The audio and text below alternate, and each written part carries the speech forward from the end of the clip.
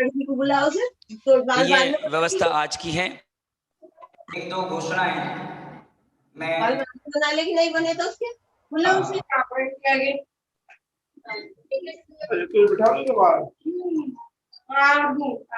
एक open television पर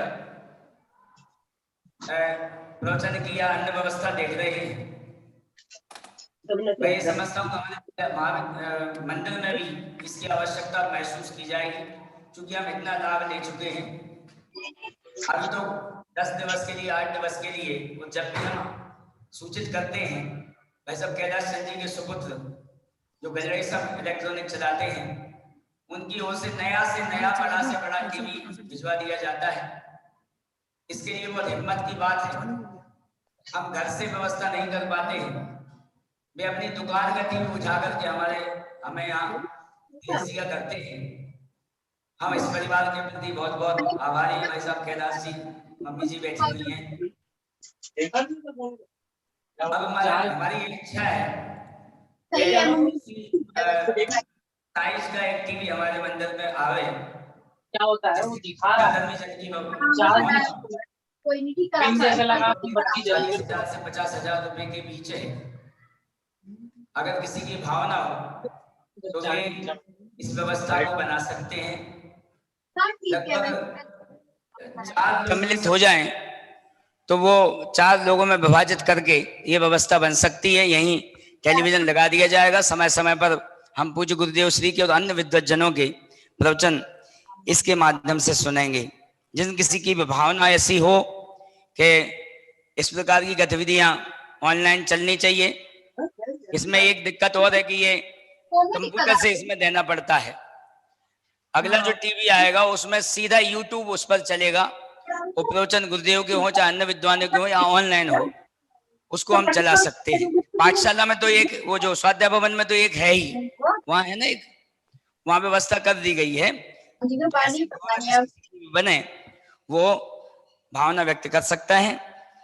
एक निवेदन और इसके माध्यम से मैं करना चाहता हूं कि लगभग पिछले 50 वर्षों में जिनवाणी को घर घर पहुंचाने का काम मुमुक्षु समाज के लिए टोडर स्मारक ट्रस्टों या अन्य संस्थाओं उनके माध्यम से किया, और आप सम्मान पूर्वक लेकर के भी जाते हैं। बहुत कम कीमत में ये जिनवाणी उपलब्ध कराई जाती है। मगर कुछ दिनों से देखा जा रहा है कि जैसे जैसे जो ले जाने वाले उम्र दराज होते चले जा रहे हैं। दुखद तो ये है कि हमने अपने बच्चों को वो संस्कार नहीं दिए कि उस जिनवाणी को संभाल सके। मगर अब हमारे घरों में इतनी जगह भी नहीं रह गई। बहुत बड़े बड़े घर हैं, 100 बाई 100 के घर हैं, मगर इतनी जगह भी नहीं रह गई कि जो जिनवाणी हमारी कल्याणी है, जिनवाणी हमारी माँ है, उसको हम घर में संभाल सके, उसके ऊपर की धूल पहुंच करके उसे नमस्कार कर सकें। ना हमने बच्चों को संस्कार सेवा के भी नहीं दिए तो पढ़ने के क्या संस्कार हो पाएंगे। तो मैं एक निवेदन कर रहा हूं। प्राय लोग साधर्मी जन मंदिर में आकर के थैले में या अन्य कार्टून इत्यादि में लाकर के जिनवाणी रख करके जाते हैं। चूंकि जिनवाणी है तो हम मना क्यों करेंगे। जिनवाणी की संभाल कराना हमारा कर्तव्य है। परंतु पुनः मैं निवेदन करना चाहता हूं कि एक जिनवाणी की लकड़ी की अलमारी अलग से बनाएं, उसमें जिनवाणी रखें। बच्चों को केवल नमस्कार करना ही सिखा दें। हम घर में देवताओं का मंदिर बनाते हैं आजकल, वैसे तो हिंदू परंपरा है वो, मगर बनाने लग गए। वास्तु का ध्यान रखने लग गए। वास्तु का इतना ध्यान रखने लग गए कि हमें शौचालय और रसोई इसकी दूरी का ही ध्यान नहीं रहता है। तो वास्तु के आग्रही तो हम हो चुके हैं। तो जिनवाणी को आप संभाल करके रखें। बच्चों को कभी भी बच्चे को जरूरत पड़ेगी तो वो निकाल करके उसके 2 अक्षर पढ़ तो लेगा। तो मेरा एक निवेदन आप सबसे है, फिर भी यदि ये चिंता है कि नहीं साहब हम तो जिनवाणी नहीं रख, सोना चांदी तो हमारे घर में रखा हुआ है, लॉकर में रखा हुआ है, उसकी भी मंदिर में जरूरत बहुत पड़ती है, मगर हम कोई उदारता नहीं बरतते। मेरा निवेदन है अगर अब आगे हम कोई जिनवाणी यहाँ मंदिर में रखना चाहें, विराजमान करना चाहें बहुत मजबूरी में, तो आप 2100 रुपये की रसीद मंदिर की व्यवस्था के लिए बनाइए, जिससे हम उस जिनवाणी को जिल्द इत्यादि करके या अन्य तरीके से करके व्यवस्थित कर सकें और आप जनवाणी सम्मान पूर्वक रख करके जाइए, ऐसा मेरा निवेदन है।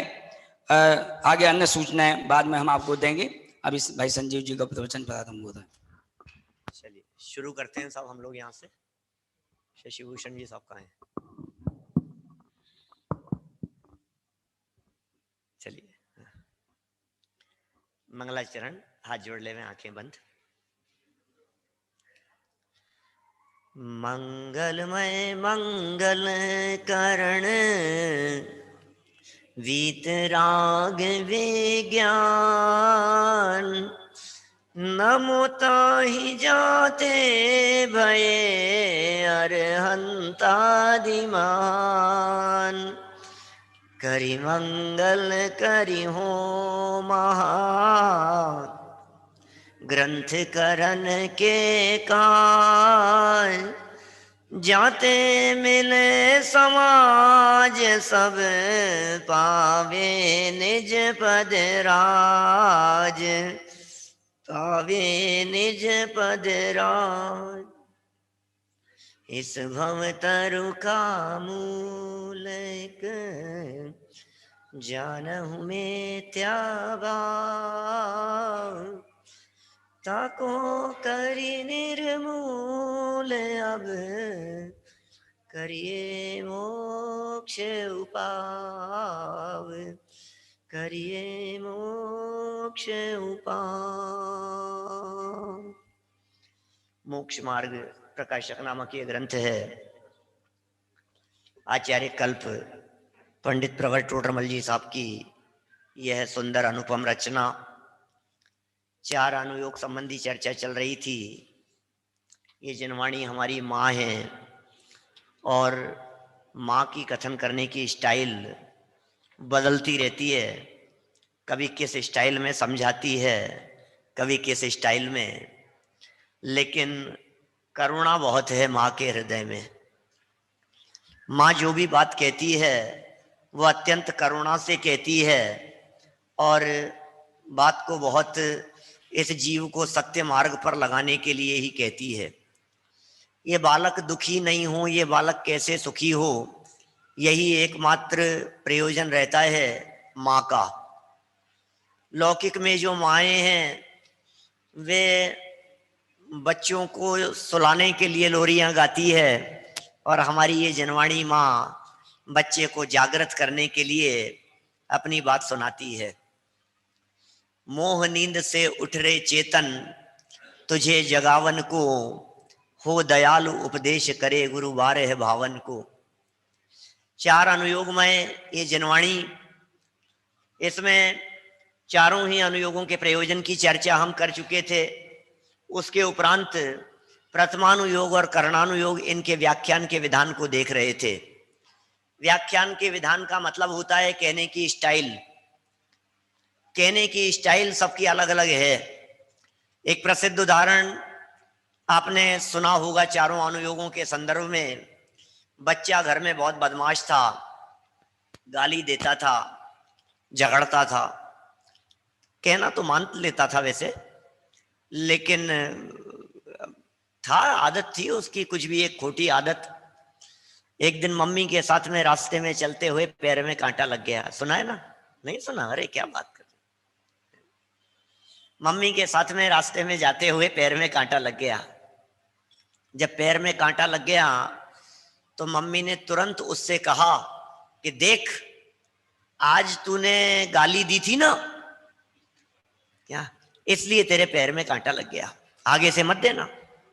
नादान छोटा सा बच्चा, बात समझ में आ गई। अरे अरे ठीक है ठीक है, आज के बाद में मैं गाली नहीं दूंगा। मेरा इतना सा आपसे पूछना है कि क्या माँ के द्वारा कही गई ये बात सच है? जो जो लोग दुनिया में गाली देते हैं सबके कांटे लगते ही हैं, और जो लोग गाली नहीं देते क्या उनके पैर में कांटे नहीं लगते हैं? कि भैया तुम फालतू की बात मत करो। माँ ने जो बात कही उससे बच्चे ने गाली देना बंद कर दिया और काम हो गया। अब ज्यादा झंझट में पड़ने का काम नहीं है। काम खोटा था, छुड़ाना प्रयोजन था, छुड़ाने का उद्देश्य था, वो उद्देश्य की पूर्ति हो गई, काम हो गया, बस छुट्टी। लेकिन ये कौन था? ये कहने वाली जो माँ थी वो थी प्रथमानुयोग वाली अम्मा। क्या थोड़ी ही देर बाद में, थोड़े ही दिन बाद में बच्चे ने गाली देना तो बंद कर दिया था। क्या अब गाली देना बंद करने के बाद कुछ महीने दिनों के बाद में फिर रास्ते में चलते चलते अचानक कांटा लग गया। तो बच्चे ने अपनी माँ से कहा कि माँ मैंने तो अब गाली देना बंद कर दिया, अब क्यों कांटा लग गया? अब क्या जवाब देगी माँ? बोलो तन्मय, क्या जवाब देंगी? माँ ये कहती है कि बेटा जो लोग नीचे देख करके नहीं चलते हैं उनके पैर में कांटे लगी जाते हैं। राजीव जी कौन सी माँ ने कहा ये? चरणानुयोग। चरणानुयोग देख करके चला कर। जो लोग देख करके नहीं चलते हैं उनके पैर में कांटे लगी जाते हैं, देख करके चलना चाहिए। बच्चे ने कहा ठीक है आगे से देख करके चलूंगा। अब तो ठीक है बात, क्यों? अब तो पैर में कांटा नहीं लगेगा कि हाँ बेटा नहीं लगेगा, देख करके चला कर।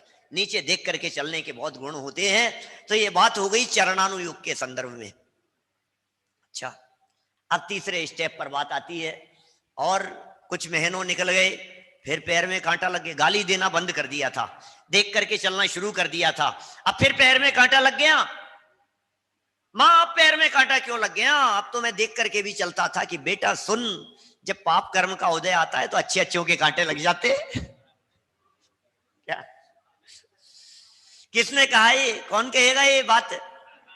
ये कर्णानुयोग कह रहा है। माने कर्णानुयोग उदय की बात करता है। कर्णानुयोग उदय में बनी गई परिस्थितियों की बात करता है। तो कहा कि भैया तूने पाप किया होगा, कभी तो किया होगा, पाप किया था उसके फल में ये कांटा लग गया, इसलिए अब पाप नहीं करना। कि अच्छा, कि ठीक है कोई बात नहीं। और जब कोई पाप भी ना दिखाई देवे, जब कोई हेतु न दिखाई देवे, कारण न दिखाई देवे, और फिर भी ऐसी कोई घटना घटे, तो फिर उसका जवाब कौन देता है? कि द्रव्यानुयोग देता है। कि जिस द्रव्य का जिस क्षेत्र में जिस काल में जैसा परिणमन सर्वज्ञ भगवान के ज्ञान में झलका है वो होकर ही रहता है।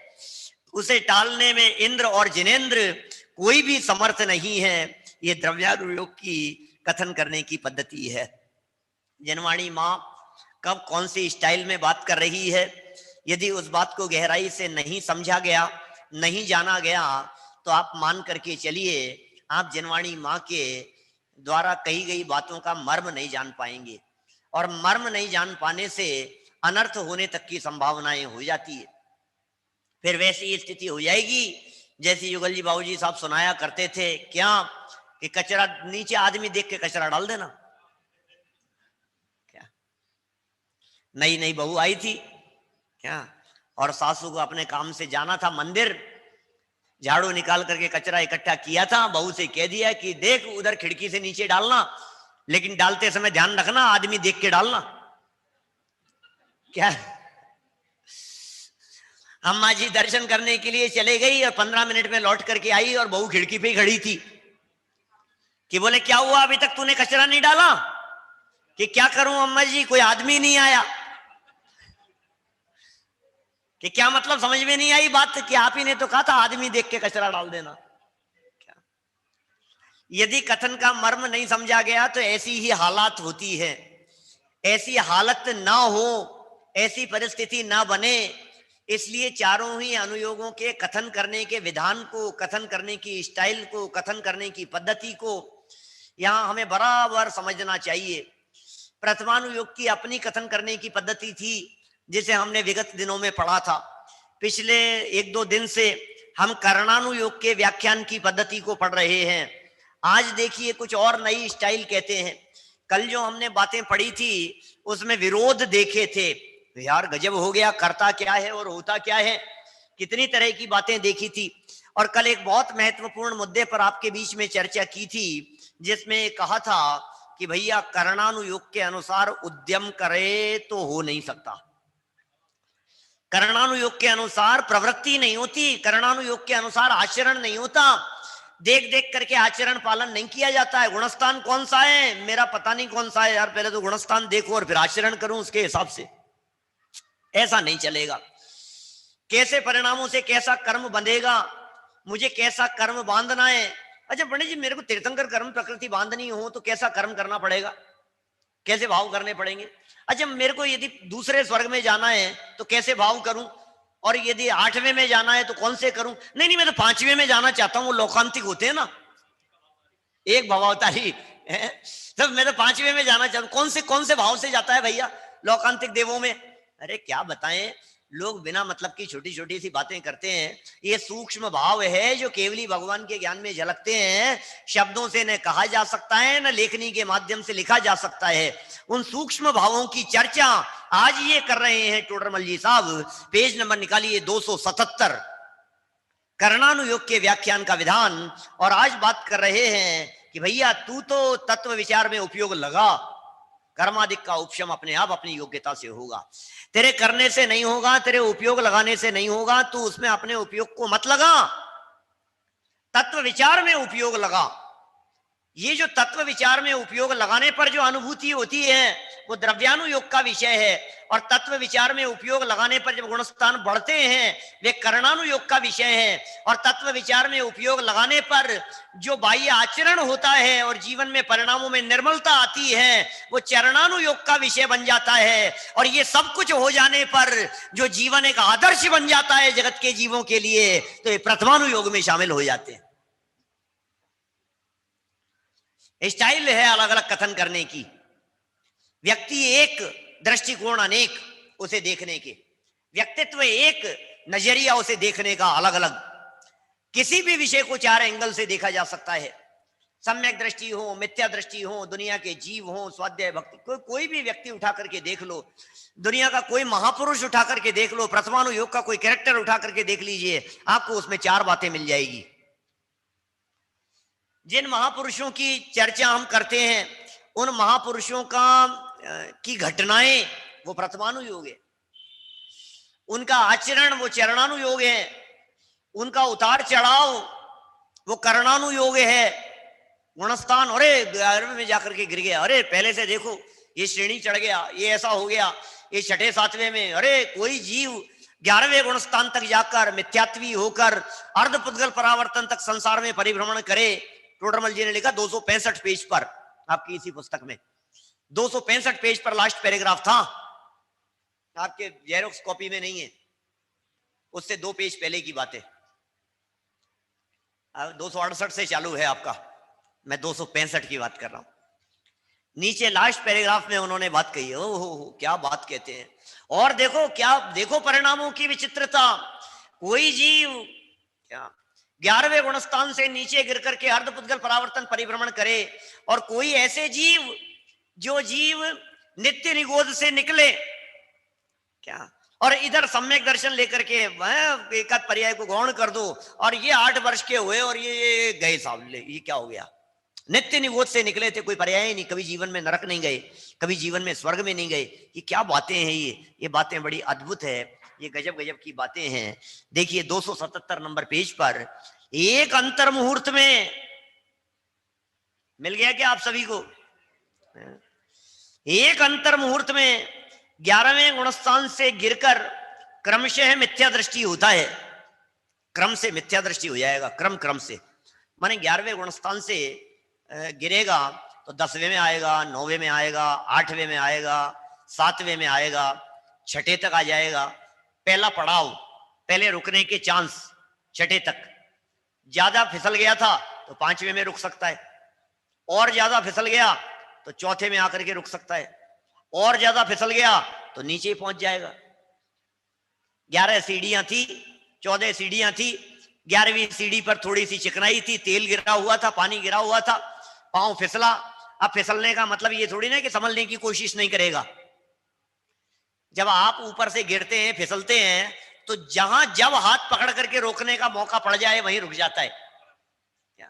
कोशिश तो निरंतर यही चलती है, यहां भी यही स्थिति चल रही है। बात तो इसी प्रकार की है। ये कह रहे हैं एक अंतर मुहूर्त में, देखना कर्णानुयोग के व्याख्यान का विधान किस प्रकार का है, कर्णानुयोग की शैली किस प्रकार की होती है। एक अंतर मुहूर्त में 11वें गुणस्थान से गिरकर क्रमशः मिथ्या दृष्टि होता है, और चढ़कर केवल ज्ञान उत्पन्न करता है। गजब हो गया, कहां से कहां गिर गया, कहां से कहां चढ़ गया। अब ये कहना चाह रहे हैं, इन सब बातों में, इन सब परिस्थितियों के अंदर थोड़ा गहराई से देखने की कोशिश करना। बोले सो ऐसे सम्यक्त्वादि के सूक्ष्म भाव बुद्धि गोचर नहीं होते। समझ में आ रही है बात? अब कब सम्यक दृष्टि हो गया, कब मिथ्या दृष्टि हो गया, कब श्रेणी चढ़ गया, कब गुणस्थान गिर गया, कब वापस चढ़ गया, कब छठे सातवें गुणस्थान वर्ती हो गया, कब पहले गुणस्थान वर्ती हो गया। बोले ये जो परिणाम है सूक्ष्म भाव, ये बुद्धि गोचर नहीं होते। बहुत महत्वपूर्ण बात है भाई साहब। अरे गुणस्थानों की परिपाटी की बात तो छोड़िए, मैं तो ये कहता हूं हमारे परिणाम हमारे बुद्धि गोचर नहीं हो रहे हैं। देखना, एक बार टटोलने की कोशिश करना अपने परिणामों को। कितने परिणाम पकड़ में आते हैं भाई साहब विकास जी, कितने कितने परिणाम पकड़ में आते हैं बोलो। सुबह से शाम तक कितने तरह के भाव होते हैं आपके, अच्छे बुरे, और क्या दो दो दो ही कह दिए हमने। अब और ज्यादा सूक्ष्मता में जाओ तो पूजन करने के हो गए, खाना खाने के हो गए, दुकान जाने के हो गए, ऑफिस जाने के, और क्या 2 4 5 तरह के भाव नहीं। और ज्यादा करो तो बस इतने होते हैं क्या? 8-10 तरह के भाव। दिन भर में कितने तरह के भाव होते हैं? इतने असंख्यात हैं, अनंत हैं। अब करो, क्या करोगे आप? अब हमारे तो समझ में ही नहीं आ रही है। ये कह रहे हैं सूक्ष्म जो भाव हैं ये बुद्धि गोचर नहीं होते। इसका मतलब हमारे परिणामों की जो स्थिति है वो हमारी पकड़ में नहीं आती। अरे यदि मैं और सूक्ष्मता में जाकर के बात करूं आपके बीच में, तो मैं ये कह सकता हूं यहां बैठे बैठे भी, सुनते सुनते भी आपके उपयोग में ये बात आती ही नहीं है कि हमारा उपयोग कब चला गया। सूक्ष्म भावों की बात कर रहा हूं मैं। बुद्धि से क्या पकड़ने की कोशिश करेंगे? केवल ज्ञान में तो वो सूक्ष्म भाव पकड़ में आते हैं, लेकिन हमारे पकड़ में नहीं आ रहे हैं कि कब हमारा उपयोग इधर चला गया, कब हमारा उपयोग बालों की तरफ चला गया है? कब हमारा उपयोग अध्यक्ष जी की तरफ चला गया है? और कब इधर आ गया, कब मुस्कुराने लग गए, कब नीचे देखने लग गए, कब पीछे देखने लग गए, कब हमने आसन बदल लिया, कुछ पता नहीं लग रहा है हमारे को। कितनी बार बोलो राजेंद्र जी साहब, हाथ यहां आया था कि नहीं आया था कि क्या पता, हमें तो ध्यान ही नहीं है। सूक्ष्म भाव है भैया, क्षण क्षण में भाव बदल रहे हैं, क्षण क्षण में भाव बदल रहे हैं। दान दे मन हर्ष विषेखे, क्या पता उतार चढ़ाव होते रहती है। ऐसे बोल देता है, फिर नीचे हो जाता है, फिर चला जाता है, फिर उतर जाता है, फिर ठीक है अब कोई बात नहीं, नहीं इतना ज्यादा दे दिया, नहीं उनको कम नहीं, अब देखूंगा, अब ये करूंगा, अरे मेरा नाम ही नहीं लिया इन्होंने, तो बोल तो दिया था मैंने, घोषणा ही नहीं की इन्होंने, तो अभी चलते रहते हैं कुछ ना कुछ। अंदर में कितने तरह के उतार चढ़ाव चल रहे हैं। पूजन करते करते, भक्ति करते करते, दान देते देते, व्रत उपवास के परिणामों में, स्वाध्याय के भावों में, हर समय उतार चढ़ाव। ये टोडरमल जी साहब कहना चाह रहे हैं भैया ये सब केवल ज्ञान गम्य है। बैठा बैठा व्यक्ति कब चढ़ जाए और बैठा बैठा ही कब गिर जाए पता ही नहीं लगता है। इसलिए आगे चल करके चर्चा कहने वाले हैं टोडरमल जी साहब, दर्शन करना, वंदन करना, भगवान मतलब मुनिराजों के दर्शन आदि करना, ये सब चरणानुयोग है। इसलिए द्रव्यलिंगी को जान करके वंदन करना, आगे 286 पे कहेंगे आगे चर्चा इसी में, माने ये सब चरणानुयोग है। और चरणानुयोग ये कहता है कि वंदन करना है तो करो भाई, आचरण दिखाई दे रहा है, शुद्ध सात्विक आचरण दिख रहा है, आप वंदन करो इनको। हिसाब गुणस्थान पहला हुआ तो बोले ये काम केवल ज्ञान का है, करणानुयोग का विषय है। नमस्कार करना चरणानुयोग का विषय है। भाई आचरण चरणानुयोग सही है तो चरणानुयोग की प्रवृत्ति करो। चरणानुयोग बाहर में सही है तो चरणानुयोग से वंदन करो। करणानुयोग की विवक्षा मत देखो कि इनका गुणस्थान पहला है कि चौथा है कि पांचवा है कि छठा सातवां है। नहीं भैया छठा सातवां होगा तो करूंगा कि तुम्हारे काका जी भी आ जाएंगे तो छठा सातवां नहीं पकड़ पाएंगे। कोई नहीं पकड़ सकता है छठा सातवां, कैसे पकड़े? और तो और सुनो, हमारी पकड़ने की तो बात ही नहीं है। स्वयं मुनिराज खुद नहीं पकड़ पाए कि हम कब पहले में आ गए और कब वापस चले गए। ये बात क्या कह रहे हैं राजीव जी? खुद के पकड़ में भी नहीं आता है, आपके भी पकड़ में नहीं आता है कि बैठे बैठे आप कब पाप बांध रहे हैं यहां बैठे बैठे। अब देखो ये मक्खी उड़ा दी, क्या हमें पता ही नहीं लगता है अपने को। तो अरे सेकंड में असंख्यात परिणाम हो रहे हैं, सेकंड में असंख्यात तरह के वेरिएशन पड़ रहे हैं, एक सेकंड में असंख्यात तरह के परिवर्तन हो रहे हैं। हम कहां पकड़ेंगे उन्हें, कहां पकड़ने की कोशिश करेंगे? पकड़ में आता ही नहीं है, ये बता रहे हैं यहाँ। एक अंतर मुहूर्त में, एक ही अंतर मुहूर्त में 11वें गुणस्थान से गिरकर क्रमशः मिथ्या दृष्टि होता है, 11वें गुणस्थान से गिरकर, और चढ़कर केवल ज्ञान उत्पन्न करता है। सो ऐसे सम्यक्तवादी के सूक्ष्म भाव, सम्यक्तवादी के सूक्ष्म भाव, सम्यक दर्शन के भाव, मिथ्यात्व के भाव, अविरति प्रमाद कषाय योग आदि के परिणति, बोले ये बुद्धि गोचर नहीं होते। कौन सी कषाय अनंतानुबंधी है, कौन सी कषाय अप्रत्याख्यानावरण है, कैसे नापोगे आप, बताओ तो सही। एक व्यक्ति बहुत तेज गुस्सा करता हुआ नजर आता है, आप कह दोगे अनंतानुबंधी है। एक व्यक्ति बहुत शांति से बोलता हुआ नजर आ रहा है, आप कह दोगे कि ये संज्वलन वाला है। लेकिन ऐसा तो नहीं है, क्योंकि ये बुद्धि गोचर है ही नहीं, आप बुद्धि से देखने की कोशिश कर रहे हैं। जो व्यक्ति बहुत शांत भाव से बात कर रहा है वो अनंतानुबंधी का क्रोधी है। अभी देखो आप सब यहाँ बैठे हैं, मैं कभी कभी ऐसी सभा में बात कर लेता हूं, भाई सब गुस्सा कर रहे हो क्या? मैं गुस्सा तो नहीं कर रहा। विकाल जी क्या घमंड कर रहे हो आप? अरे नहीं, अपने काय का घमंड है, अपने कोई घमंड नहीं है। तो मायाचारी कर रहे हो क्या भाई साहब? नहीं। क्या लोभ है आपको? कोई लोभ नहीं है, निर्वांछक हैं भाई साहब अपन, तो अपने को कुछ नहीं चाहिए। आप कहाँ हो भाई साहब? अर्घ लाना, अर्घ लाना। अर्घ चढ़ाए इनको, ये वीतरागी दिखाई दे रहे हैं, इनके क्रोध नहीं है, इनके मान नहीं है, इनके मायाचार नहीं है, इनके लोभ नहीं है, कोई कषाय नहीं है, कषायों से रहित हो गए, वीतरागी हो गए। अरे इतने शांत जगत में दिखाई देने के बावजूद भी, इतना शांति से बैठे हुए होने के बावजूद भी कर्णानुयोगी ये कह रहा है अनादि मिथ्या दृष्टि जीव के निरंतर उदय पाया जाता है इनका। बोलो, अनादि काल से लेकर के निरंतर उदय। 32 नंबर पेज पे लिखा टोडरमल जी साहब ने, इसी ग्रंथ में 32 नंबर पेज पर, बोले अनादि काल से इनके निरंतर उदय पाया जाता है। बोलो आप,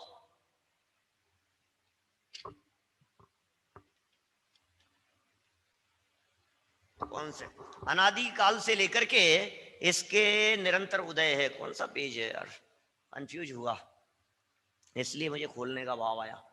40 नंबर पेज पर, बोलो 40 नंबर पेज पर 5वीं लाइन है। क्या लिख रहे हैं टोडरमल जी साहब? अनादि संसार अवस्था में इन चारों ही का अनंतानुबंधी, अप्रत्याख्यानावरण, प्रत्याख्यानावरण, संज्वलन, अनादि मिथ्यात्व अवस्था में इन चारों ही का निरंतर उदय पाया जाता है। इसका मतलब आप ये नहीं कह सकते हो कि अभी मेरे अनंतानुबंधी है और अभी अप्रत्याख्यानावरण हो गई, अभी प्रत्याख्यानावरण हो गई और अभी संज्वलन हो गई। समझ में आ रही है बात? क्रोध मान माया लोभ में से तो चार में से किसी एक का आता है, लेकिन अनंतानुबंधी आदि चारों का एक साथ उदय में आता है। अब ये चारों का उदय चल रहा है। अब सोचो आप तो ये कह रहे हो कि नहीं ये तो अनंतानुबंधी और ये अप्रत्याख्यानावरण है। कषाय की मंदता और तीव्रता के आधार पर जो भेद पड़ते हैं उन्हें लेश्या कहते हैं, ये लिखा है वहां पर। आप तीव्रता और मंदता के आधार पर अनंतानुबंधी आदि को नापने की चेष्टा कर रहे हो, ऐसा यहां नहीं है, ये भूल है मूल में। इसलिए सम्यक्तवादी के सूक्ष्म भाव बुद्धि गोचर नहीं होते, इसलिए कर्णानुयोग के अनुसार जैसे का तैसा जान लो बस। परंतु प्रवृत्ति बुद्धि गोचर जैसे भली हो, जैसे भला हो वैसे करे। प्रवृत्ति तो बुद्धि गोचर करे, चरणानुयोग के अनुसार करे। और जानना क्या है? बोले कर्णानुयोग के अनुसार। कर्णानुयोग की बातों में किया नहीं जाता कुछ भी, ये समझ लो। करने कराने का भाव और करने कराने रूप प्रवर्तन ये चरणानुयोग के अनुसार होता है। चरणानुयोग में ऐसा होना चाहिए, ये कथन है। चरणानुयोग क्या कहता है? चाहिए की भाषा बोलता है। ऐसा होना चाहिए, ऐसे भाव संभलने चाहिए, कषाय नहीं करनी चाहिए, रात्रि भोजन नहीं करना चाहिए, पानी छान कर पीना चाहिए, देव दर्शन करने चाहिए, पूजन करने चाहिए, व्रताधिक आचरण पालना चाहिए। चाहिए की भाषा चरणानुयोग की है। प्रथमानुयोग कहता है ऐसा हुआ था, वो पास्ट की बात करता है। प्रथमानुयोग इतिहास से है क्या? प्रथमानुयोग इतिहास से है, और जिनका चरणानुयोग उत्कृष्ट होता है वे इतिहास बनाते हैं, उनका इतिहास बन जाता है। प्रथमानुयोग पास्ट की बात करता है, कर्णानुयोग फ्यूचर की बात कर देता है। ऐसा करोगे तो ऐसा होगा, कर्णानुयोग। द्रव्यानुयोग कहता है ऐसा है क्या? प्रथमानुयोग में था, करणानुयोग होगा, द्रव्यानुयोग है और चरणानुयोग चाहिए। ये वाक्य रचनाएं हैं इस प्रकार की, ये शैली है चारों अनुयोगों की। तो यहां जो चर्चा चल रही है करणानुयोग के संदर्भ में, ये कह रहे हैं प्रवृत्ति बुद्धि गोचर जैसे भलाओ वैसी करना। कैसी कैसी करना प्रवृत्ति? बोले जिसमें भलाई दिखाई दे, फिर नक्की करो भलाई किसमें है। जहां प्रवर्तन में, जिस प्रवृत्ति में हमारे को कुछ भलाई दिखाई देती हो वो प्रवृत्ति कर लेना, और जिस प्रवृत्ति में हमें लगता हो कि इसमें अहित होने की संभावना है वो प्रवृत्ति नहीं करना। ऐसी प्रवृत्ति नहीं करना कि चोरी करो और पुलिस पकड़ करके ले जाए, हेरा फेरी करो और पुलिस आ जाए, केस चल जाए, दुनिया भर के उल्टे सीधे काम हो जाए। बोले ऐसे प्रवर्तन नहीं करना। क्यों? क्योंकि जिससे हमारा भला हो ऐसी प्रवृत्ति करना। चलिए आगे बढ़ते हैं अपन, देखो क्या कह रहे हैं। तथा करणानुयोग में भी कहीं उपदेश की मुख्यता सहित व्याख्यान होता है, उसे सर्वथा उसी प्रकार नहीं मानना। उपदेश की मुख्यता सहित भी व्याख्यान होता है। करणानुयोग में भी अकेला चरणानुयोग ही उपदेश नहीं देता है, करणानुयोग भी उपदेश देता है। प्रथमानुयोग में भी उपदेश की प्रधानता सहित कथन होते हैं और द्रव्यानुयोग में भी होते हैं। तो उसे उसी प्रकार नहीं मानना, ये क्या कह रहे हैं? अभी तो कहा था करणानुयोग की बातें जैसी कही है वैसी जान लेना, और आप कह रहे हैं करणानुयोग में कभी कभी उपदेश के लिए जैसा जीव देखा वैसी उनको बात बतला दी, तो बोले उसे वैसी ही नहीं मान लेना। अब दो तीन बातें कह रहे हैं यहां। नंबर 1,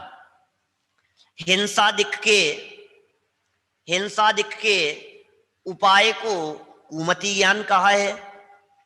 हिंसा के ज्ञान को, हिंसा के उपाय को कुमति ज्ञान कहा है। अन्य मतादिक के शास्त्राभ्यास को कुश्रुत ज्ञान कहा है। कुमति कुश्रुत, बुरा देखे भला न दिखे उसे विभंग ज्ञान कहा है। बुरा दिखे और भला नहीं दिख रहा है, मतलब विपरीत ज्ञान है यार, विभंग ज्ञान है। विभंग ज्ञान जानते हैं आप कैसे कहते हैं? मिथ्या दृष्टि जीवों के अवधि ज्ञान के लिए विभंग ज्ञान शब्द का प्रयोग होता है। मिथ्या दृष्टि जीवों के अवधि ज्ञान के लिए, जैसे नारकियों का अवधि ज्ञान है, जैसे अपन कुअवधि कहते हैं, वो विभंग ज्ञान कहलाता है। माने वो खोटे अर्थों में प्रयोग में। आपने इस तरह के उदाहरण कई बार सुने होंगे कि वो भड़काते हैं इस तरह से कि ये तेरी आंख फोड़ना चाहती थी, है ना। ये जो अब वो काजल लगा रही थी माँ, पूर्व भाव की याद दिलाते हैं, पिछले जन्म की, और कहते हैं कि देख देख देख देख, वो दृश्य दिखाते हैं, देख तू छोटा सा बालक था और तू भागता था डर करके इधर उधर, और तेरी आंख फोड़ना चाहती थी, देख उंगली लेकर के तेरी आंख में डालना चाहती है, आंख फोड़ना चाहती थी। तो अब उसे वही दिखता है, उसे ये नहीं दिखाई देता है कि आंखों की सुरक्षा के लिए काजल लगाया जा रहा था, आंख फोड़ना चाहती थी। ये विभंग ज्ञान के माध्यम से इस तरह के उल्टे दृश्य दिखाई देते हैं। तो बोले सो इनको छोड़ने के अर्थ उपदेश द्वारा ऐसा कहा है। क्या कहा है? उपदेश इस प्रकार का दिया है कि आप हिंसादिक का उपाय मत करो, आप अन्य मत के शास्त्रादिक का अभ्यास मत करो, आप बुरा मत देखो, आप भला देखो, इसके लिए इस तरह का उपदेश दिया है। लेकिन सच्चाई तो यह है, तारतम्य से मिथ्या दृष्टि के सभी ज्ञान कुज्ञान है और सम्यक दृष्टि के सभी ज्ञान सुज्ञान है। ये है परमार्थतः बात। तो फिर साहब करणानुयोग कह रहा है अवधि ज्ञान के बारे में, अवधि ज्ञान की बात कौन करेगा?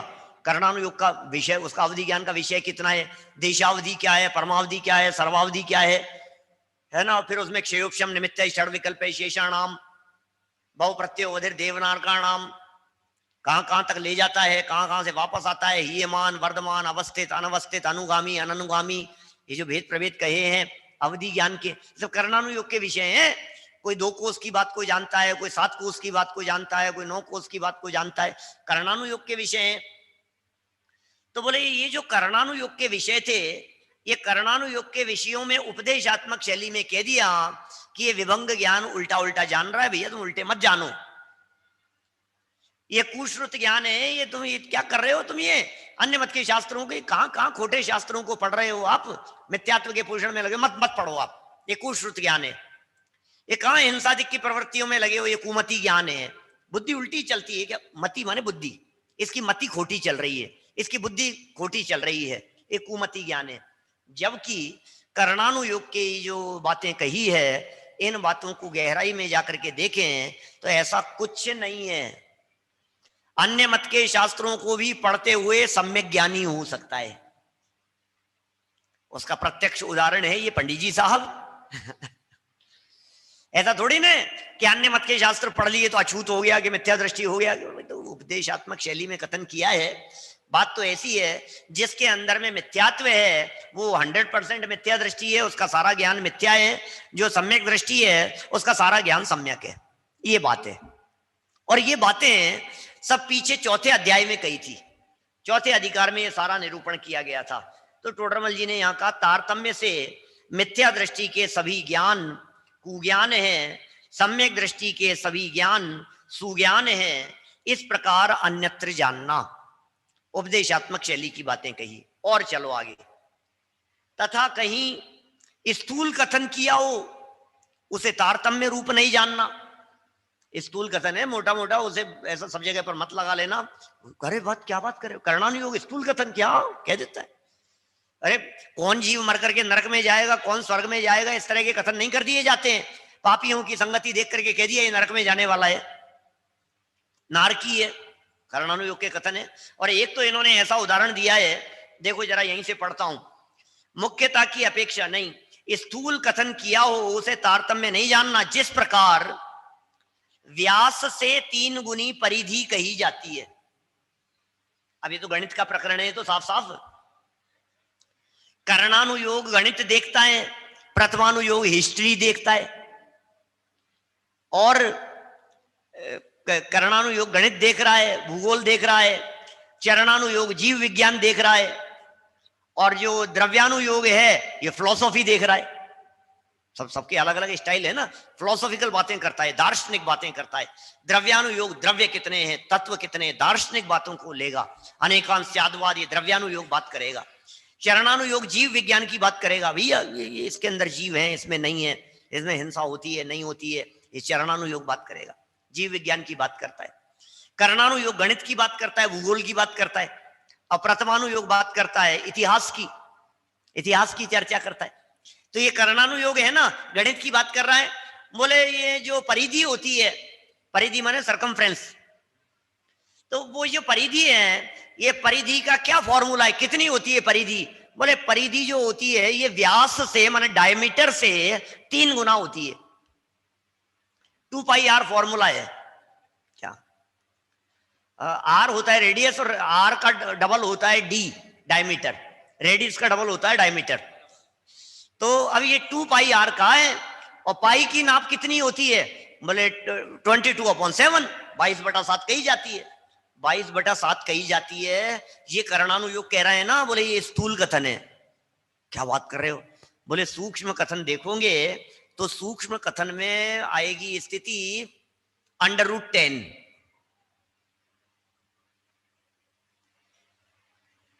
10 का अंडर करने पर जो फिगर आएगा ना, वो है एक्चुअल फिगर। 3.144 नहीं आएगा। 3.144 जो आता है ये तो 22/7 से आता है, 2πr से आता है, गणित के फॉर्मूले से आता है।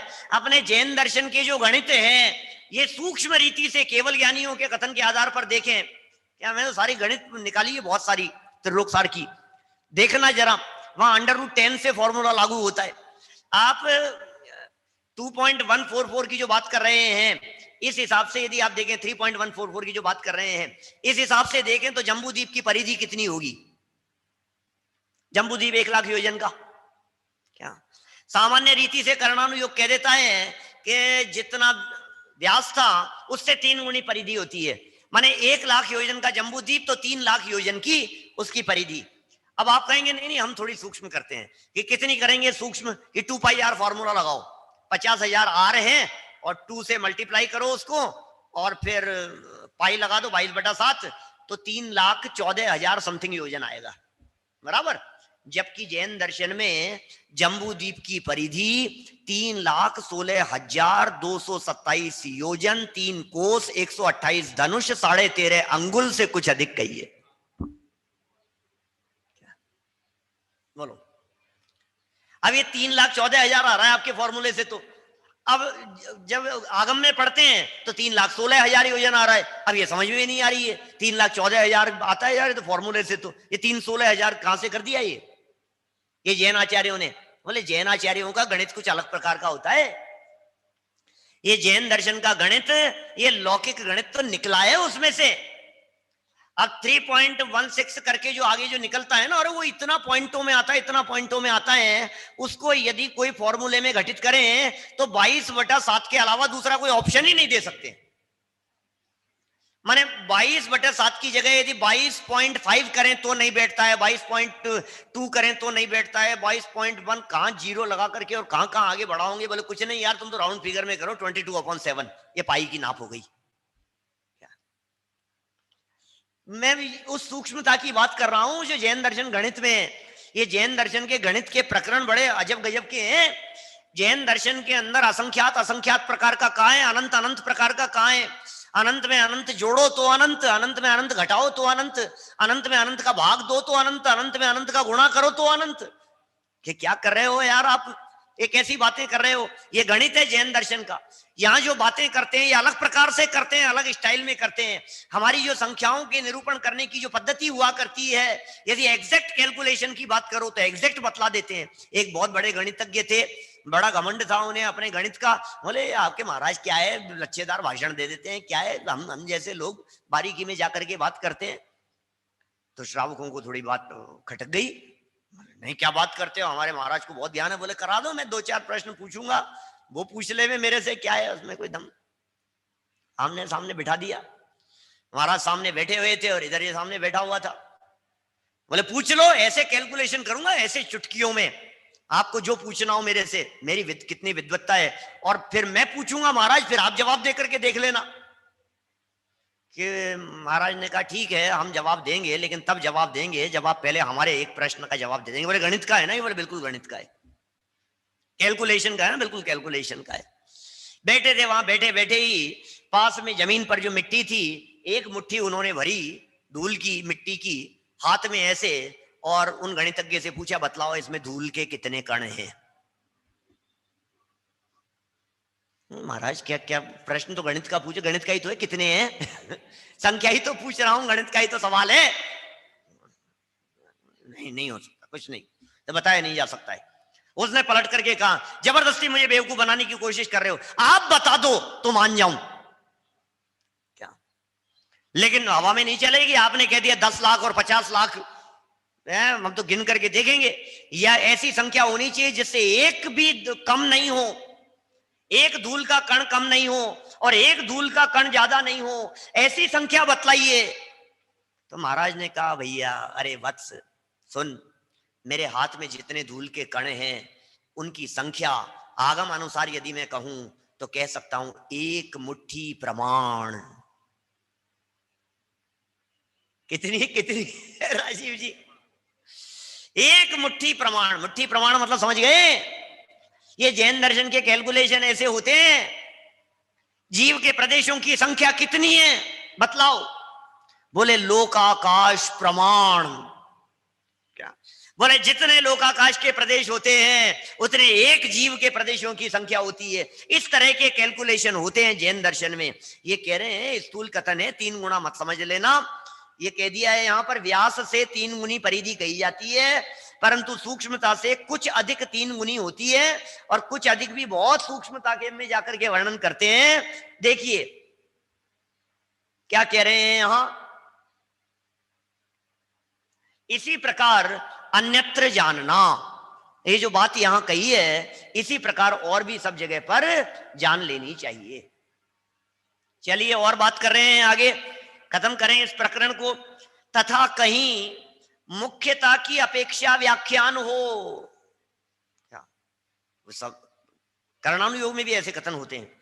कहीं मुख्यता की अपेक्षा व्याख्यान हो, उसे सर्व प्रकार नहीं जानना। ऐसा मत समझ लेना कि कोई मुख्यता से कोई कथन कर दिया है उसे तुम सर्वथा वैसा ही मान लो। जैसे मिथ्या दृष्टि और सासाधन गुणस्थान वालों को पाप जीव का, पहले और दूसरे गुणस्थान वाले, ये जीव कौन है? बोले पाप जीव है। गुणस्थानों की चर्चा कर रहे हैं। मिथ्या दृष्टि तो पापी है ही, पाप है, और दूसरे गुणस्थान वाला भी, क्योंकि नियम से पहले में आने वाला है, अनंतानुबंधी आ गई है, अनंतानुबंधी आ गई है तो मिथ्यात्व जीवी आने वाले हैं। तो मिथ्या दृष्टि और सासाधन गुणस्थान वालों को पाप जीव कह करके पुकारा गया है, और असंयत आदि गुणस्थान वालों को पुण्य जीव कहा है। असंयत सम्यक दृष्टि है, उन्हें सबको पुण्य जीव कहा है। सो मुख्य पने से ऐसा कहा जाता है भाई साहब, वस्तु स्थिति तो यह है कि मिथ्या दृष्टि के भी पुण्य होता है और सम्यक दृष्टियों के भी पाप होता है। सूक्ष्मता में जाकर के देखेंगे तो दोनों प्रकार की परिस्थितियां दोनों के जीवन में आएगी। तारतम्य से दोनों के पाप पुण्य यथा संभव पाए जाते हैं। इसी प्रकार अन्यत्र जानना, माने ऐसा नहीं है कि सम्यक दृष्टि जीव भी विषय भोगों को भोगता हुआ दिख सकता है और मिथ्या दृष्टि जीव भी आत्म साधना करता हुआ दिखाई दे सकता है। इसलिए बाहर देख करके करणानुयोग का निर्णय नहीं होता, प्रवृत्ति के अनुसार करणानुयोग का निर्णय नहीं होता। करणानुयोग जो बात करता है वो अभी केवल ज्ञान गम्य बात करता है। करणानुयोग की बात भी कदाचित कट जाती है द्रव्यानुयोग से, लेकिन जो द्रव्यानुयोग की बातें होती है वे अकाट्य हुआ करती है, उसे काटने वाला कोई नहीं होता। एक प्रसंग में हमेशा इस प्रकरण में सुनाता हूं, पेट में दर्द वाला सुना होगा आपने, सुना है ना? पेट में दर्द वाला नहीं सुना आपने? पेट में दर्द क्यों हो गया, नहीं सुनी? सुनी, हमारे साथियों ने तो सुनी है जो सामने दिखाई दे रहे हैं। सासाधन का मतलब क्या होता है, सामने से पूछ रहे हैं। सासाधन माने होता है दूसरे गुणस्थान का नाम है सासाधन। जैसे मिथ्यात्व पहले गुणस्थान का नाम है, ऐसे दूसरे गुणस्थान का नाम है सासाधन। इसमें लिखा था ना इन्होंने, क्या शब्द था? सासाधन गुणस्थान वालों को, माने दूसरे गुणस्थान वालों को। सासाधन शब्द से आस्वादन, माने स्वाद है वहां जहां अनंतानुबंधी का स्वाद शुरू हो गया, जहां अनंतानुबंधी का उदय और फल शुरू हो गया, उसका नाम है सासाधन। चलिए एक प्रसंग सुना करके बात को अपन पूरी करेंगे। प्रसंग इस तरह का है कि एक व्यक्ति के पेट में दर्द हो गया, पेट में दर्द हुआ और उससे पूछा गया कि भैया ये पेट में दर्द क्यों हो गया? तो उसने कहा यार आज क्या बताऊं, मौसम थोड़ा ऐसा हो रहा था, आज तो मौसम की वजह से पेट गड़बड़ कर रहा था, थोड़ा बादल बहुत छाए हुए थे, पेट गड़बड़ कर रहा है मौसम की वजह से। अब ये जो बादलों तक की जो बात ले जाता है ना, वो प्रथमानुयोग है। इतनी दूर तक ले गया, न मालूम बात कहां से शुरू हुई थी, कहां तक ले गया है। ये प्रथमानुयोग की कथन करने की स्टाइल है इस प्रकार की। लेकिन इस बात को तुरंत काट दिया जाता है जब तर्क दे दिया जाता है चरणानुयोग के माध्यम से। चरणानुयोग ने तुरंत एक पलट करके तर्क दे दिया कि यार क्या बात कर रहे हो, तुम्हारे पेट में दर्द बादलों के जोर से, बादल तो पूरे नगर पे हैं अलवर में, पेट में दर्द तेरे हुआ, क्या बात कर रहा है? तो प्रथमानुयोग की बात को तुरंत काट दिया गया, किससे? चरणानुयोग से। चरणानुयोग ने उस बात को काट दिया कि अरे, लेकिन बात कुछ कही और आगे चल करके, उसको तो काट दिया और अपनी बात कही कि अब बता, सबके तो नहीं हो रहा है, तेरे ही क्यों हुआ? कि मैं क्या बताऊं यार, आज वो एक्चुअल में घर में उड़द की दाल बनी थी वो दाल थोड़ी सी ज्यादा खाने में आ गई तो थोड़ा सा पेट, खाने की वजह से, खान पीन की चर्चा करे वो चरणानुयोग, बराबर है ना? अब चरणानुयोग पेट दर्द का कारण खान पीन को बता रहा है, लेकिन तुरंत इस बात को करणानुयोग काट देता है। करणानुयोग पलट करके ये बात कहता है कि क्या बात कर रहा है, दाल तो घर में 8 लोगों ने खाई थी, तेरे पेट में दर्द क्यों हुआ? बोलो अब क्या जवाब है? कि हाँ यार बात तो सच्ची है यार, क्वांटिटी नहीं, तेरे से ज्यादा इन्होंने खाई थी तो इनकी ज्यादा होना चाहिए था, तुमने तो कम खाई थी, तुम्हारे ही क्यों हुआ? चरणानुयोग के द्वारा कही गई इस बात को करणानुयोग काट देता है। अरे भाई तेरे पाप कर्म का उदय था इसलिए तेरे पेट में दर्द हुआ है, खान पीन फर्क नहीं करता है, कुछ भी खाओ, पत्थर चबाते हैं, फुटपाथ पर रहने वाले न मालूम क्या क्या खाते हैं, कुछ फर्क नहीं पड़ता है। और ये कितने सेंसिटिव रहते हैं डाइट को लेकर के, ये नहीं खाएंगे, हाइजीनिक रहते हैं, हाथ धुले के नहीं, ये हुआ कि नहीं, ये टच नहीं हो जाए, और ये चीज धुलाई सफाई, और ये पहुंच करके, और ये उबला हुआ, और ये ऐसा, और डॉक्टर ने ऐसा कहा है, और फिर देखो आप एक हवा लगती है और ये चालू हो जाती है, ठीक है। और वो कुछ भी खा रहे हैं, क्या गंदा पानी और वो सड़ा हुआ और कुछ भी न मालूम कितने दिन का, और सब उनके कुछ नहीं हो रहा है। तो भैया असली कारण जो है ये सब नहीं है चक्कर, असली कारण तो तेरे कर्म का उदय है। ये बात कहने वाला था कौन? कर्णानुयोग। कर्णानुयोग ने इस तरह की बात कह दी। इसका मतलब पेट दर्द का कारण बादलों की वजह से इतने दूर की बात करने वाला प्रथमानुयोग था, दाल की वजह से पेट में दर्द हुआ ये कहने वाला चरणानुयोग था, और जो कर्म के उदय से पेट में दर्द हुआ ये कहने वाला कर्णानुयोग था। कर्णानुयोग ने चरणानुयोग की बात को भी काट दिया। अब तो सच्ची बात है। बोले बात तो सच्ची है, इससे ज्यादा ऊपर तो क्या बात होगी। भाई साहब द्रव्यानुयोग और आता है सामने और आकर के कहता है क्या बात करते हो भैया, कर्म के उदय से पेट में दर्द थोड़ी ना होता है, पेट को अपना मानने से पेट में दर्द होता है। ये दर्द का कारण कर्म का उदय नहीं है, ये तकलीफ का कारण कर्म का उदय नहीं है। कर्म का उदय तुम्हें तकलीफ देने में समर्थ नहीं है, कर्म का उदय पीड़ित करने में समर्थ नहीं है। इस कर्म के उदय के काल में जो देह के प्रति अपनापन है, जो शरीर के प्रति तन्मयता है, जो देह का नेह है, जो तन से तन्मयता है, जो शरीर के प्रति एकत्वपना है, ये दुख का कारण है। देखो महामुनि राजों को कर्म के उदय कितने आ रहे हैं लेकिन दुखी नहीं है, कारण क्योंकि देह के प्रति अपनापन नहीं है। ये द्रव्यानुयोग की बात है, ये अकाट्य बातें हैं। ये द्रव्यानुयोग वस्तु स्वतंत्रता की बातें करता है। चाहे प्रथमानुयोग हो, चाहे चरणानुयोग हो, चाहे कर्णानुयोग हो, तीनों ही अनुयोगों का प्रयोजन द्रव्यानुयोग तक ले जाना है, वस्तु स्वरूप तक ले जाना है, वीतरागता की सिद्धि तक ले जाना है। इस तरह से ये कह रहे हैं भैया ऐसे ही और भी नाना प्रकार पाए जाते हैं, यथा संभव जान लेना चाहिए। इस प्रकार हमने यहाँ कर्णानुयोग के व्याख्यान का विधान तो बतलाया। चरणानुयोग के अंदर तो विचित्रताएं और प्रकार की बनती है, विविध प्रकार की विचित्रताएं इस चरणानुयोग के माध्यम से हमें जानने पढ़ने को मिलेंगी। कल इस चरणानुयोग के व्याख्यान के विधान वाले प्रकरण को इसी समय पर ठीक आगे बढ़ाएंगे। ठीक है ना, अभी की बात को हम यही इस भावना से विराम दे रहे हैं कि हम सब इन बातों को गहराई से जानें, गहराई से समझें, जीवन में उतारें और अपने मनुष्य जीवन को सफल सार्थक करें। इसी भावना से विराम दे रहा हूं। जो लोग विधान का लाभ लेना चाहते हैं, समय सार विधान, आज आखिरी दिन है, परिशिष्ट की चर्चा होगी, कुछ 47 शक्तियों की चर्चा है, स्याद्वाद अधिकार की चर्चा है, उपाय उपेय भाव की चर्चा है। ये बड़ी सुंदर चर्चा समय सार विधान की आगे चलने वाली है। आप यदि लाभ लेना चाहते हैं, अभी डिस्कनेक्ट होने के बाद में आपको दोबारा जुड़ना होगा, छुट्टी का दिन है, अवश्य लाभ लीजिए।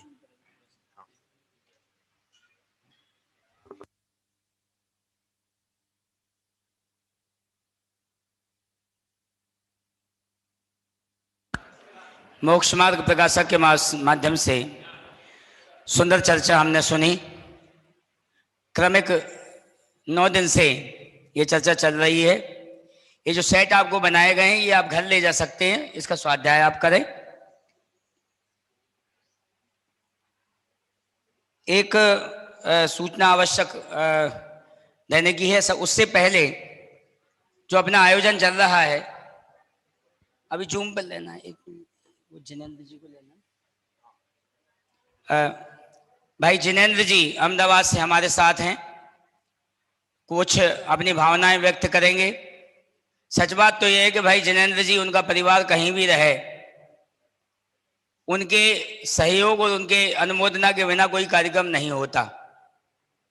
आज इस जिनालय का जो रूप आप देख रहे हैं, इस कॉलोनी में जैन समाज की बसावट जो आप देख रहे हैं, उसमें यदि अथक प्रयास किसी के माध्यम से हुए हैं तो वो हमारे जिनेंद्र भाई हैं, भाई विकास जी हैं, भाई साहब पवन जी जो अब हमारे बीच नहीं हैं, उनका परिवार है, और अन्य साथी हैं, वे हमारे साथ जुड़े हैं, उनका परिवार जुड़ा है। हम उनकी भावनाएं 1 मिनट में उनसे सुनना चाहेंगे। भाई समकित जी, जिनेंद्र जी को लीजिए, प्रतिभा के नाम से है।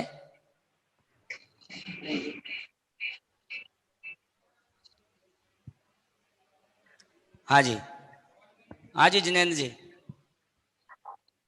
जय जिनेंद्र साहब, सभी को सादर जय जिनेंद्र। आवाज लगा रहे हैं अभी। जैसा कि मैंने पहले सूचित किया है कि जो समय सार विधान की किताबें हैं, आप विधान के अंत में भोजन के बाद यहाँ पुस्तकें रखी रहेंगी, जो भी ले जाना चाहें उसे ले जा सकते हैं। न्यूनतम एक परिवार में एक, यदि आप चाहते हैं कि हमें दो भी चाहिए तो आप ले जाएं। हाँ जी। हाँ जय जिनेंद्र साहब, आवाज आ रही है?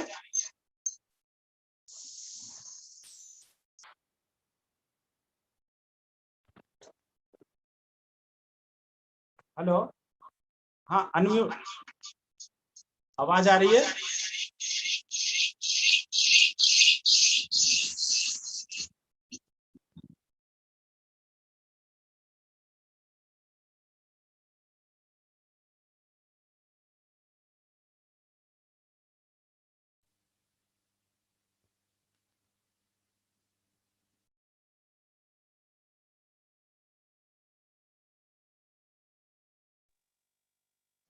जय जिनेंद्र साहब, आवाज आ रही है?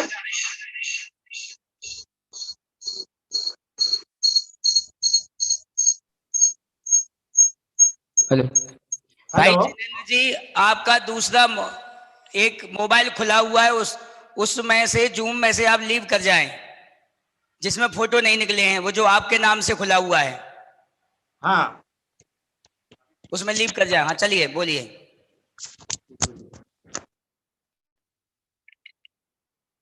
हेलो, जय जिनेंद्र साहब, सभी को जय जिनेंद्र। आवाज आ रही है?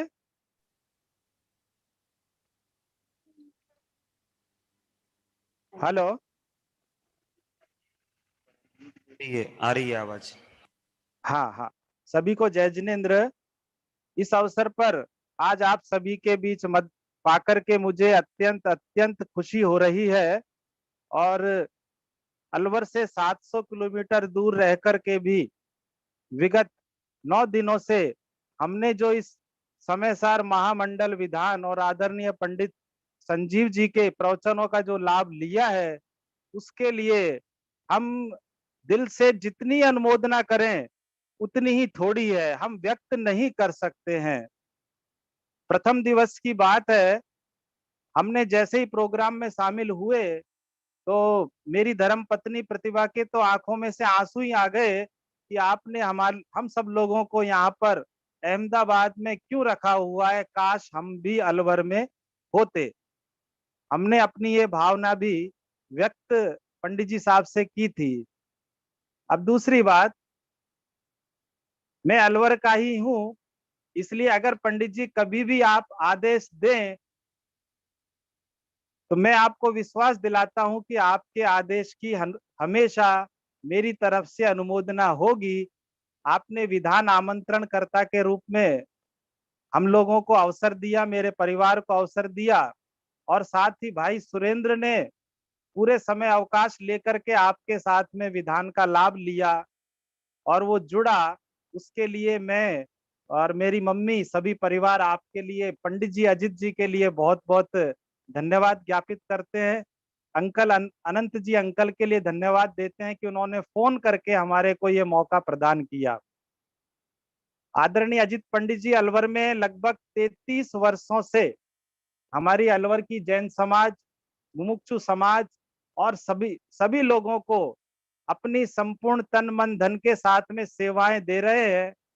और अगर देश और विदेश में अलवर का नाम है तो आदरणीय पंडित किशन चंद जी साहब के बाद अब अजित जी को सभी लोग जानने लगे हैं, इसलिए जानते हैं। और आज इस टेक्नोलॉजी के इस युग में सबसे पहले अडॉप्ट करने में आदरणीय पंडित जी आगे रहते ही हैं। जिस समय मोबाइल आया था उस समय भी सबसे पहले मोबाइल के विशेषज्ञ अजित पंडित जी थे, और आज इंटरनेट के जमाने में भी वो विशेषज्ञ है, तो उन्होंने उसका ये सफल प्रयोग इस शिविर के माध्यम से किया है और पूरे देश विदेश के लोग इसका लाभ ले रहे हैं। तो पंडित जी के लिए पूरे मुमुक्षु समाज की ओर से और मैं व्यक्तिगत रूप से बहुत बहुत धन्यवाद, बहुत बहुत आभार व्यक्त करता हूं। अब आदरणीय संजीव गोदा जी के लिए तो मेरे पास शब्द नहीं है, पर इतना कहना चाहूंगा कि उनकी वाणी तो हमारे घर में कभी छैडाला के प्रवचनों के रूप में, तो कभी मोक्ष मार्ग प्रकाशक के प्रवचनों के रूप में, और कभी छत्र चूड़ामणि के रूप में अनवरत गूंजती ही रहती है।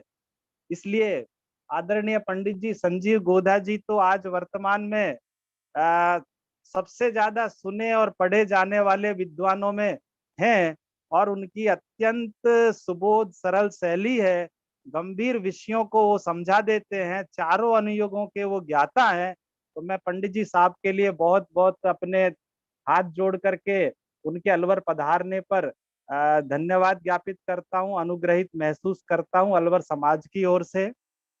अब एक लास्ट बात, बस लास्ट बात, मेरे सभी फेडरेशन के साथियों से मैं कहना चाहूंगा कि पूज्य गुरुदेव श्री को 100 वर्ष हुए हैं समय सार प्राप्त हुए, और इस अवसर पर देश में जो ये आयोजन चल रहा है, पूज्य गुरुदेव श्री को हिंदी भाषा में प्रवचन काफी कम है, लेकिन जितने भी प्रवचन है उनको सुनने में भी हमारे साथियों को थोड़ी तकलीफ पड़ती है।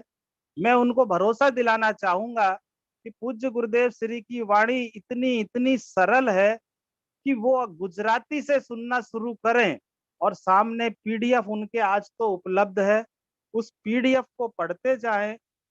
आपको एक एक अक्षर उनके हृदय से टच करती हुई वाणी जो सुनने को आपके कर्ण में मिलेगी, तो मानो कि अमृत घोल दिया गया हो। मैं लगभग 4 साल से, जब से पूज्य गुरुदेव श्री को गुजराती मूल में सुन रहा हूं, तो मैं मेरा ये अनुभव व्यक्त कर रहा हूं। इसलिए आप सभी से मेरा निवेदन है कि विधान के पश्चात जरूर एक प्रण और संकल्प लें कि प्रतिदिन 1 घंटे समय सार जी पे पूज्य गुरुदेव श्री के प्रथम नंबर के प्रवचन से सुनना प्रारंभ करेंगे। गुजराती कोई बाधा नहीं है, किसी भी तरह की बाधा नहीं है, हिंदी की ही वो बहन है और बहुत सरल है।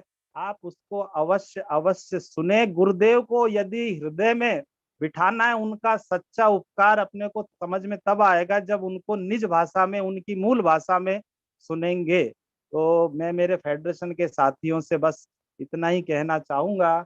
बहुत बहुत धन्यवाद सभी को, अलवर वालों को बहुत बहुत धन्यवाद।